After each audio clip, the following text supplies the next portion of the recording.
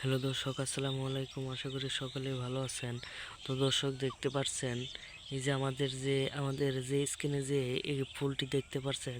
তো বন্ধুরা, এই ফুলটি কিন্তু খুবই কার্যকারী একটি গাছের ফুল। তো বন্ধুরা, এই ফুলটি যদি আপনারা প্রত্যেক দিন সেবন করতে পারেন, তাহলে কিন্তু বন্ধুরা আপনাদের যদি মুখের মধ্যে ঘা হয়ে থাকে, তো বন্ধুরা আপনারা ঘায়ের কারণে ঠিকমতো আপনারা খেতে পারেন না। তো বন্ধুরা, আপনারা কোথাও যেয়ে কিন্তু কোনো কিছু খেতে পারছেন না। তো বন্ধুরা, আপনার মুখের ঘা কিন্তু বেশি হয়ে যাচ্ছে।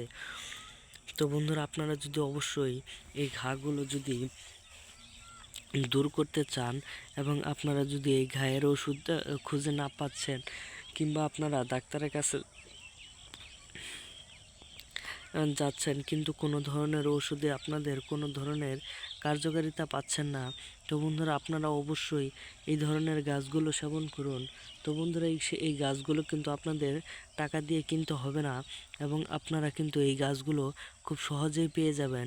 তো বন্ধুরা, হয়তো আপনাদের কোনো জমির পাশ দিয়ে কিংবা আপনাদের রাস্তাঘাটে পাশ দিয়ে কিন্তু এই ধরনের গাছগাছালিগুলো বেশিরভাগ হয়ে থাকে।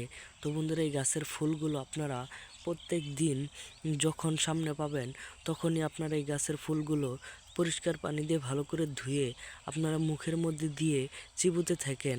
যখন এই রসটা আপনাদের সেই ক্ষতস্থানে যাবে, তখন কয়েকদিনের ভিতরে বা দুয়ের থেকে একদিনের ভিতরে আপনাদের সেই মুখের ঘাড় ক্ষতস্থানগুলো কিন্তু একদম সেরে যাবে।